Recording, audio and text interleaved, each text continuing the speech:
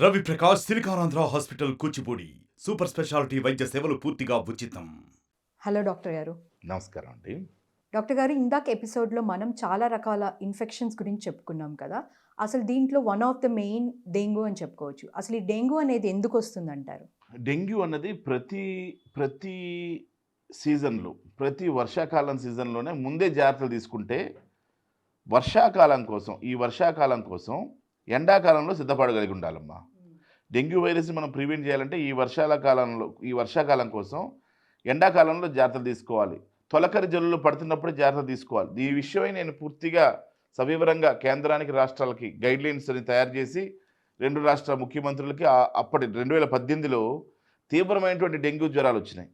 2018లో 2 రాష్ట్రాలు అల్లాడిపోయే విధంగా ఈ కొత్తగూడెం, భద్రాచలం, తర్వాత పాడేరు ఏజెన్సీసు, ఇలాగ అనేక ప్లేసెస్. జనరల్గా కొండలు గుట్టలు ఎక్కువ దగ్గర వచ్చే అవకాశం ఎక్కువ. ఎందుకంటే మస్కిటోస్, ఏడీస్ ఈజిప్ట్ అయినటువంటి మస్కిటో కుట్టడం ద్వారా వచ్చేటువంటి జ్వరమే డెంగ్యూ జ్వరం. ముఖ్యంగా ఈ డెంగ్యూ జ్వరంలో మనకు ప్రమాద గంటలు ఎలా కనిపిస్తాయంటే, డెంగ్యూ జ్వరంలో మనం ఎప్పుడు టెన్షన్ తీసుకోవాలంటే, ఈ లక్షణాలు ఏ విధంగా ఉంటాయి డెంగ్యూ జ్వరంలో? తలనొప్పి, కలుగుడు నొప్పులు, శరీరం అంతా నొప్పులు, పోట్లు, ఇంకా భయంకరంగా జాయింట్స్ పెయిన్స్. అందుకే దీన్ని బ్రేక్ బోన్ ఫీవర్ అనే పేరు కూడా ఉంది దీనికి. అంటే బొక్కలు ఇరిగిపోయేంత నొప్పి కూడా వచ్చేటువంటి అవకాశం ఉంది ఈ డెంగ్యూ ఫీవర్లో. పర్టికులర్గా జాయింట్స్లోనే ఎందుకు పెయిన్ వస్తుంది అంటారు? జనరల్గా ఈ వైరసెస్ ఎఫెక్ట్ చేసే లేయర్స్ అన్నీ ఉంటాయి అన్నమాట శరీరంలో. లేయర్ వైజ్గా ఎఫెక్ట్ చేస్తుంది. అంతేకాకుండా ఇది కాంప్లికేట్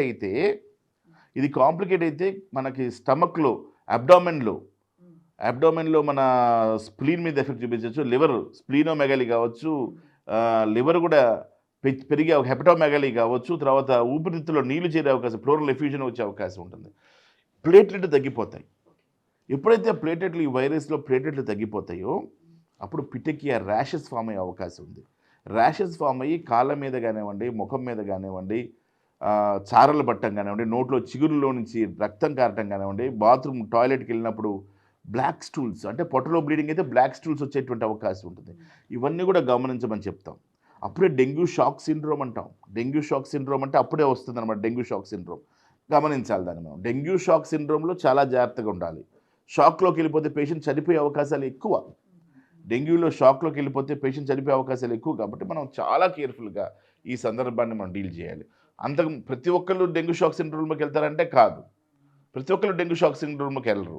కొంతమంది ఒక సెట్ ఆఫ్ పీపుల్ వెళ్ళేటువంటి అవకాశం ఉంటుంది. ఎవరు వెళ్తారో మనకు తెలియదు. కాబట్టి వీళ్ళలో ప్లేటెడ్ కౌంట్ మానిటరింగ్ చేసుకోవటం, జాగ్రత్తగా వైద్యం చేసుకోవటం చాలా అవసరం.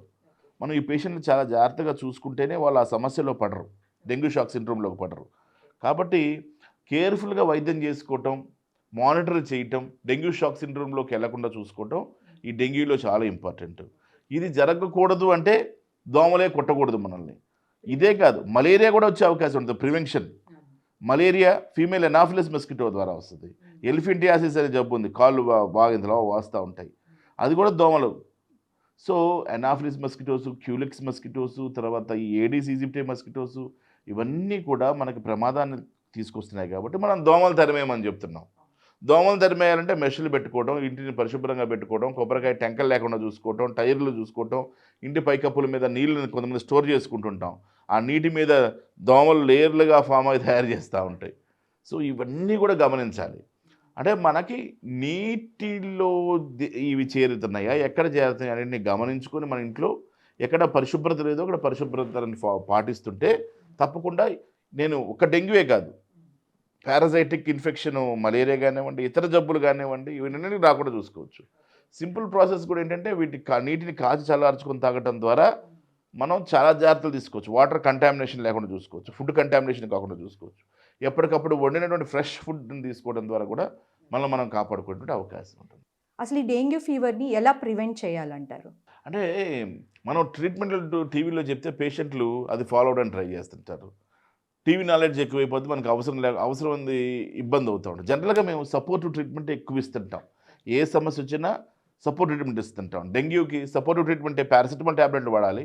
ముఖ్యంగా దీంట్లో NSAIDs వాడకూడదు, యాస్పిరిన్ లాంటి ట్యాబ్లెట్ వాడకూడదు. ఎందుకంటే యాస్పిరిన్ ట్యాబ్లెట్లు ఇంకా బ్లడ్ని వీక్ చేస్తాయి కాబట్టి బ్లడ్ బ్లీడింగ్ అయ్యే ఛాన్స్ ఎక్కువ ఉంటాయి. ఇబుప్రోఫిన్, యాస్పిరిన్ లాంటి ట్యాబ్లెట్స్ వాడకూడదు. కేవలం పారాసిటమాల్, ఇంకోటి ప్రత్యేకమైనటువంటి ట్యాబ్లెట్స్ ఉంటాయి, అవి మాత్రమే వాడుకోవాలి తప్పించి ఎన్ఎస్ఏడిస్ వాడుకోకూడదు. ఇది గుర్తుపెట్టుకోవాలి పేషెంట్లు. జనరల్గా ఫ్రీక్వెంట్గా డోలో 650 వేసుకోవడం, పారాసెటమాల్ ట్యాబ్లెట్ వేసుకోవడం, ఇంకా మిగతావి సపోర్టివ్ ట్రీట్మెంట్ వాళ్ళకి ఏమైనటువంటి అవసరాలు ఉన్నాయో అవన్నీ ట్రీట్మెంట్లో మేము చేయడానికి అవకాశం ఉంది. తద్వారా పేషెంట్ మనం కాపాడుతుంటాం. సో ముఖ్యంగా డెంగ్యూ షాక్ సిండ్రోమ్ మనం జాగ్రత్తగా హ్యాండిల్ చేస్తాం, ఐసీయూలో హ్యాండిల్ చేస్తాం.